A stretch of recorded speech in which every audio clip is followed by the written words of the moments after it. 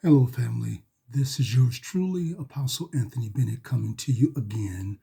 We want to say, God bless, Godspeed, and we trust that what you have set out for yourself on today, that you will be blessed. We have also prepared something special for you, something that's going to set you back on your heels and make you say, I've not heard it like that before.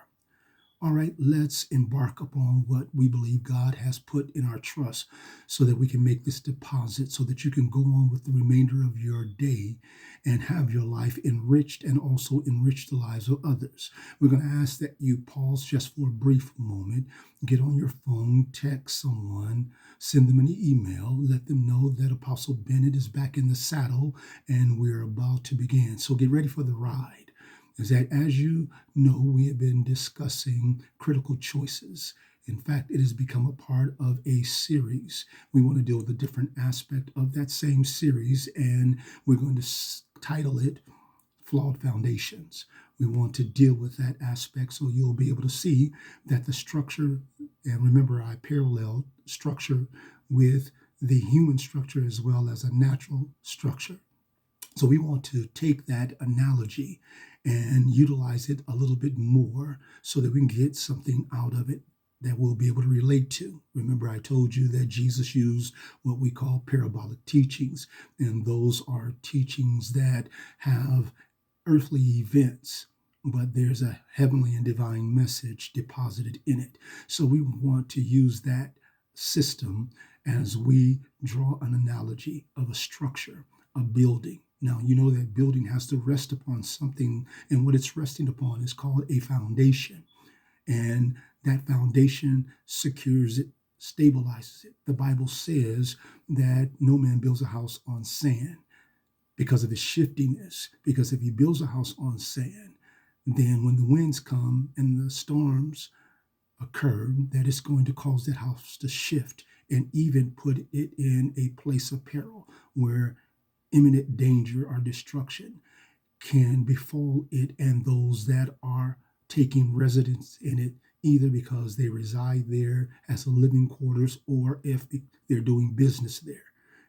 Either way, it is an unsafe construction.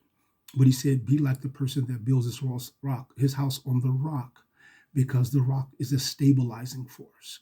So we want to find that stabilizing force and then examine the foundation with regularity so we can make sure that the building has a long life and those that occupy it can enjoy it for years to come. All right.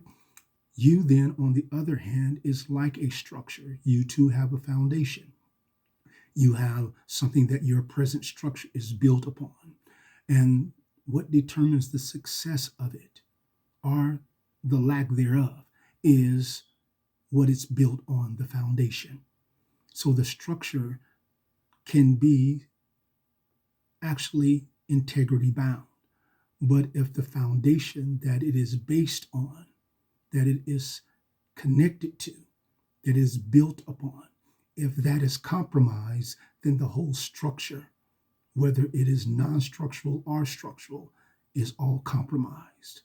Now, to compare it with our life, many of us have come up in a situation where we had no control as it relates to the foundation that we have been built upon. Many of us have come up with many vices and many mistruths and many fears and many systems that created anxiety. So as we were growing, as we were providing the necessary services for those that would come with regularity to us, and I want you to remember we're using you as a structure. They would come and not be able to find the kind of safety and security, find the kind of living quarters that is necessary to establish one's base, did not be able to get the benefit of that structure because it was improperly built. The foundation could have included a number of abnormalities.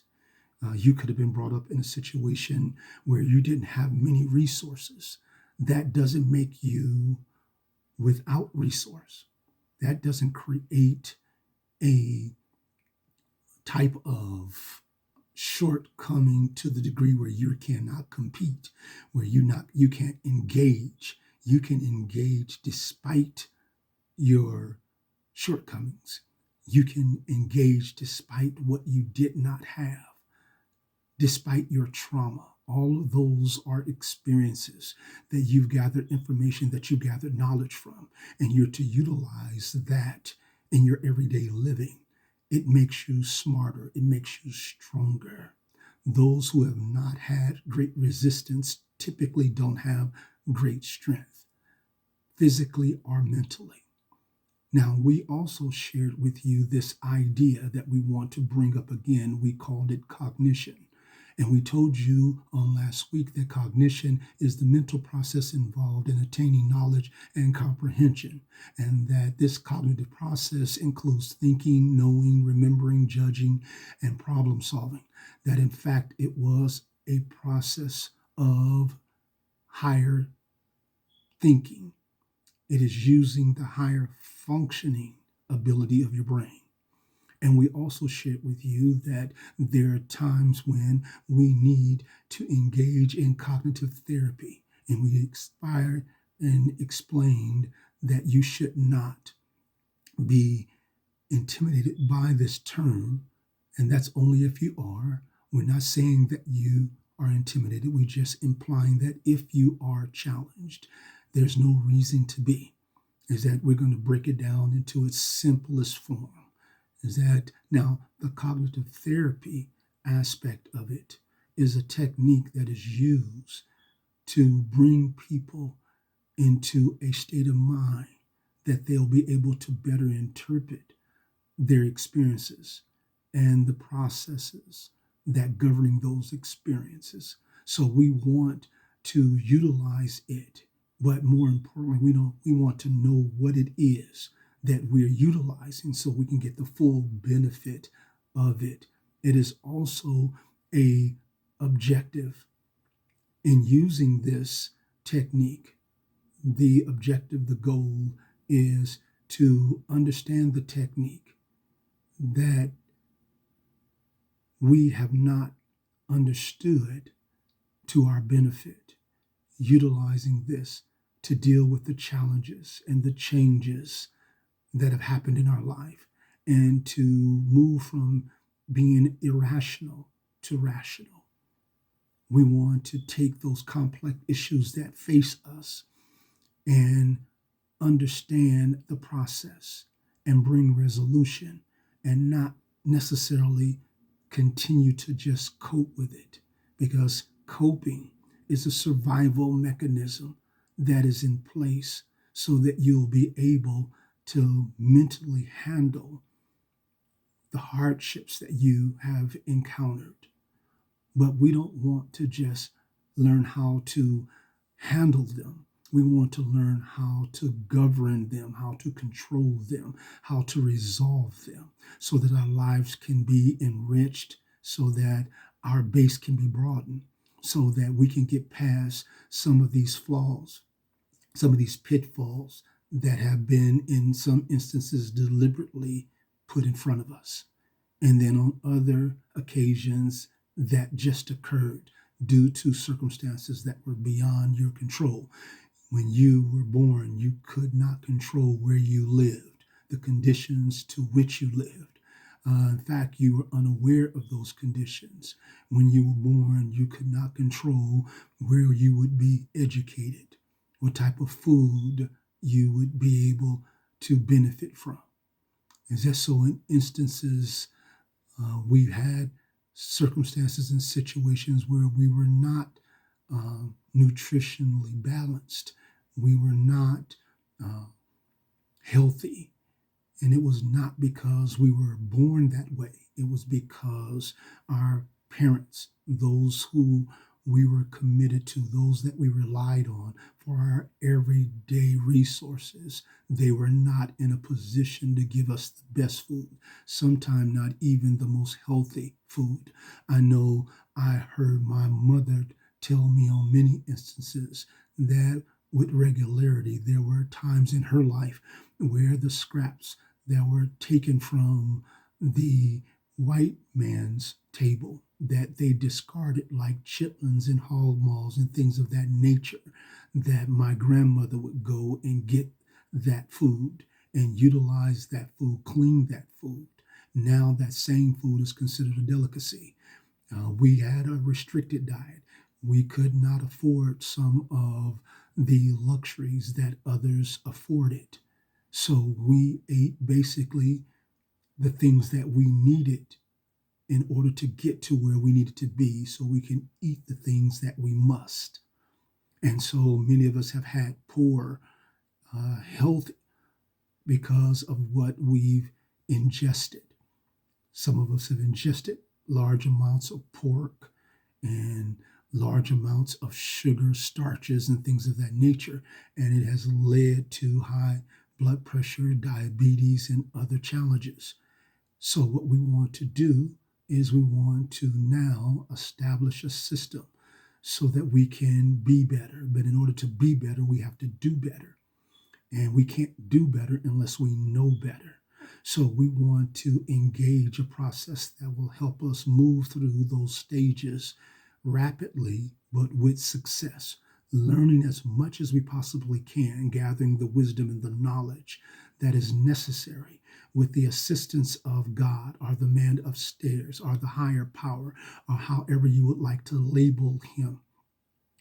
We want to embrace and embody that word that establishes that God sets the rules. And since he sets the rules and he can be trusted, he's reliable, he has a great track record, he's going to impart wisdom to us who do not necessarily have the experience or the skill set so that we can have it. Oftentimes we blame God for the tragedies that we experience and the suffering that we are subject to. But God is not at blame.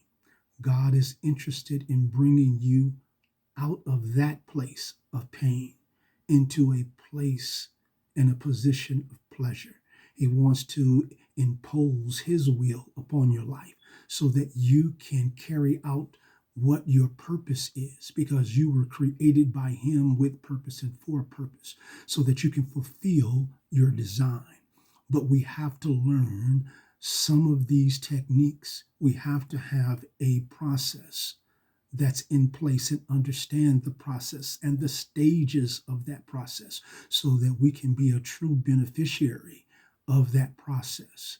So many of us have had the unfortunate challenge of being subject to flaws that we did not even know could be repaired. You know, when things take place, like I shared with you before, the Northridge earthquake, and when the earthquake occurred, the area that it took place in, many of those individuals, those residents in the Northridge area, in those surrounding areas, were given a resource that would help them get reacclimated into mainstream society. They had trauma specialists to help them understand the dynamic and understand, more importantly, as a result of that traumatic experience, what they were likely to experience psychologically. We don't have that. We didn't have that in our communities. So when our communities were held with gang violence, with drugs, prostitution, and all type of abnormalities, when we were subject to living beneath standards, constantly engaged in a system that was prejudiced and racist, and subject to things that were beyond our ability to control, we never got the benefit of the psychological therapy, the process that was there in place, the trauma specialists. We never got the benefit of that. So we became dysfunctional. We went through our own kind of post-traumatic stress syndrome. And many of us are still suffering because of the likes of that type of injustice. But it doesn't mean that there's not systems available now. God has put them in reach. We want to reach out, secure them, bring them into our lives, make the necessary deposits, create reinforcement to our foundation so that we can then balance the wonder of the structure that God has designed for that foundation. We don't want to be fragmented. You see the fractures. Don't want you to walk away and disregard the fractures. We want you to start self-examining, looking at your base. As it relates to education, it has been proven time and time again, those that have the resource available to them to go to preschool or Head Start typically do better in their educational pursuits than those who did not have that resource available.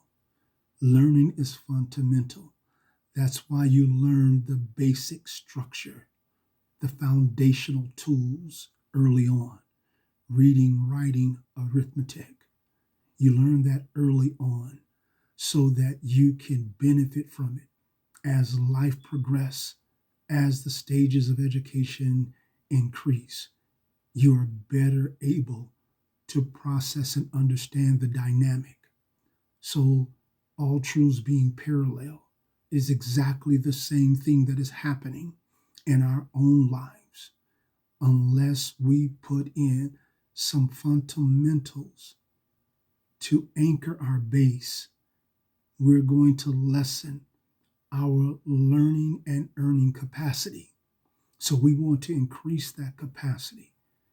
And God is going to assist us. We are not without help. God is going to put the necessary resources and tools in front of us. But we have to make a conscious decision to utilize them to our benefit. And it's not just for our preservation. It's for the generations to come. The good book says that a good man stores up a treasure for his children. So I want you to keep that in mind. God says your children's children. So if he's looking beyond your children to their children, then he's going to create a system so that you can benefit. And that treasure will be more than enough for your children.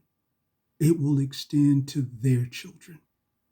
And God sums it up and says, that's what a good man stores.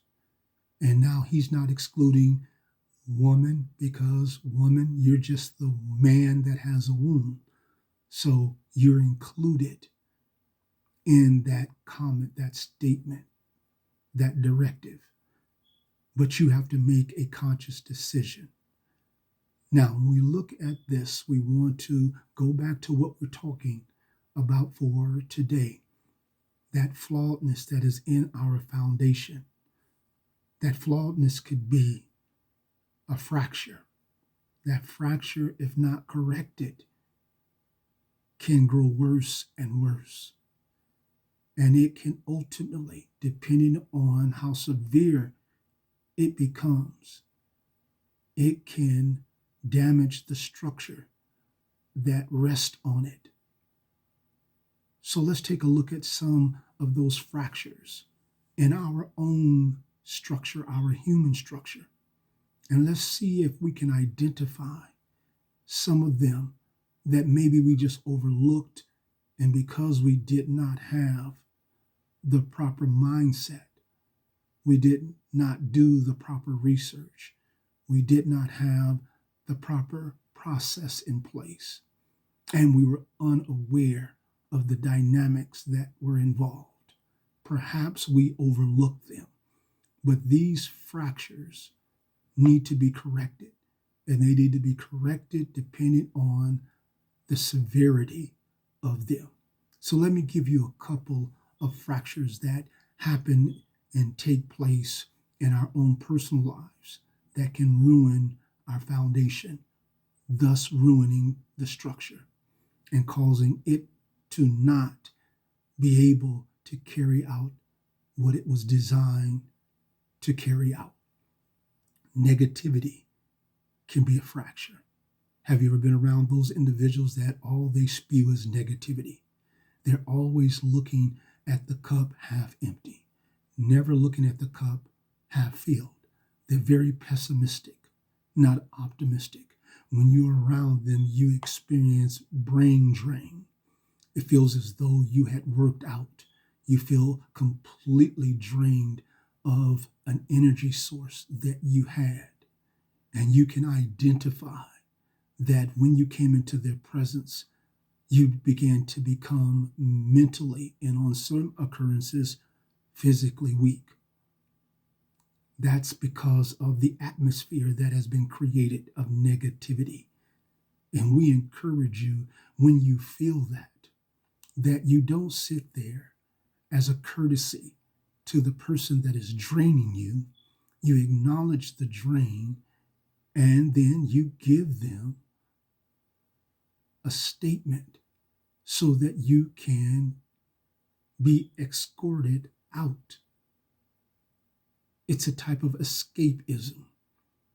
So if I'm in the presence of someone and they're draining me, I'm going to stop it.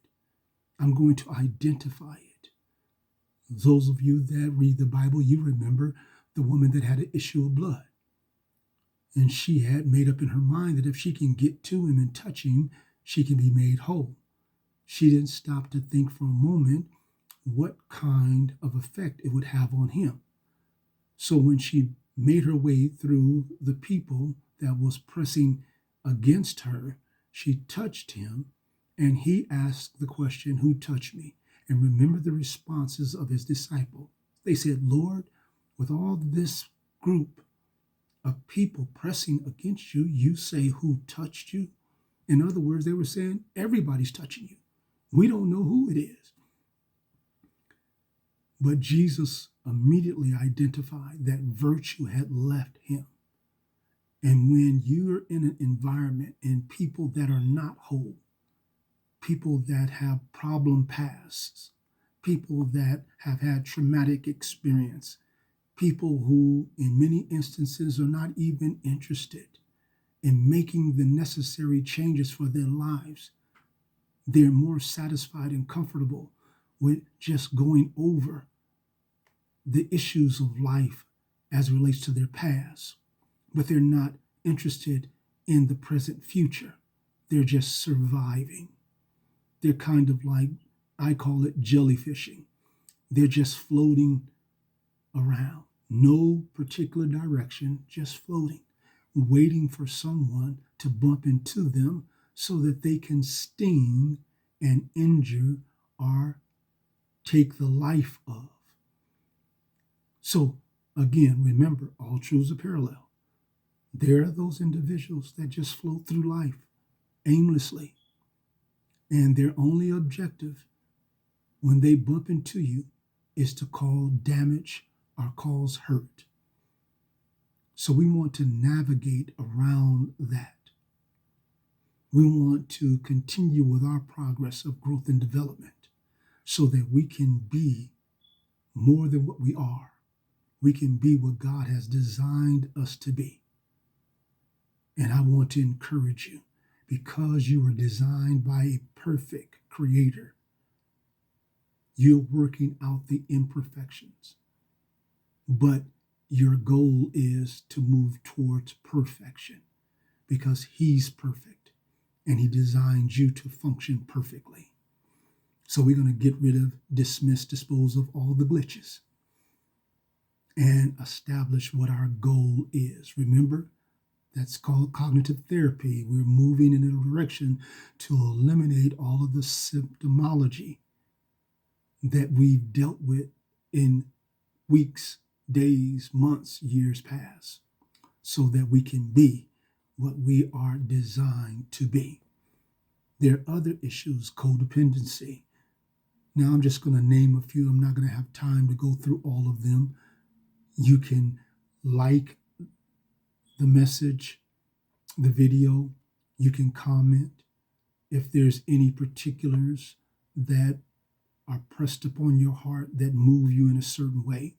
And then we will address those things. But I'm going to give you a few of them. And these are some that dwell in the area that have an impact on you that you may or may not even know that there's an impact. And that's in the psychological realm. There's the biological, psychological, and then there's the theological, which some people call the spiritual. But all of these fields also come with stressors. And we've not been successful in the past in dealing with them the way that we can and will deal with them. My role is to help you to present tools that you'll be able to utilize to your benefit. And I trust and I pray that that's what I'm doing.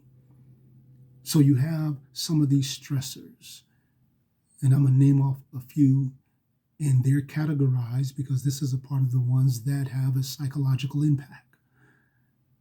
You know, issues like inadequate relationships with intimate interactions, unresolved conflicts, blaming others for your bad luck or perceived bad luck because you misinterpreted what was happening and didn't understand the process and how you can benefit from what you perceive to be bad luck.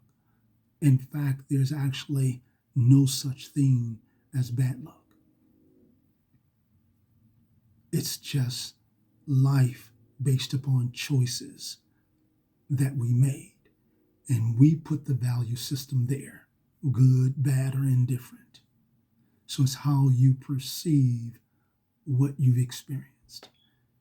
And we want to always get the best out of our experiences. Why? Because you have to remember that God can be relied upon, and He set down the rules, and He's going to impart wisdom and knowledge to you even if you don't have the experience. You have other issues like poor time management.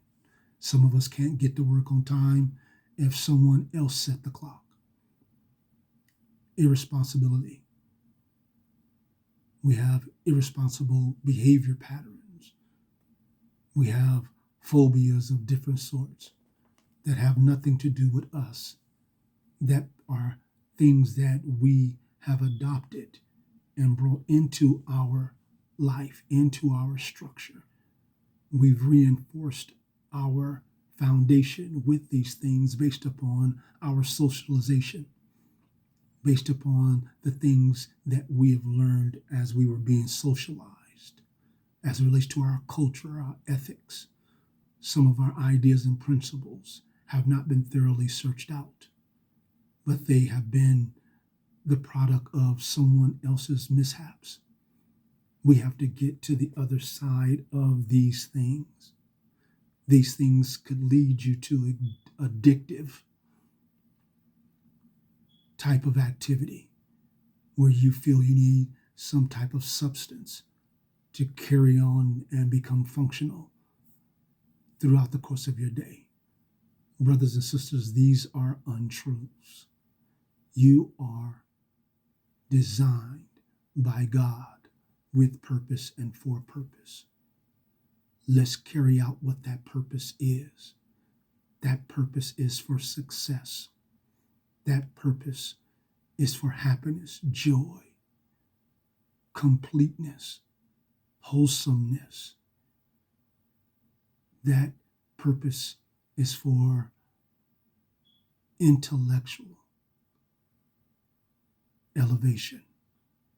So as you elevate through life, as you navigate through this maze, we're going to encourage you to keep your head up. Know where you're going and earnestly strive to achieve your goal. Don't let anything or anyone get in the way. Well, we've run out of time. So until next time, God bless and may God keep you in the center of his will.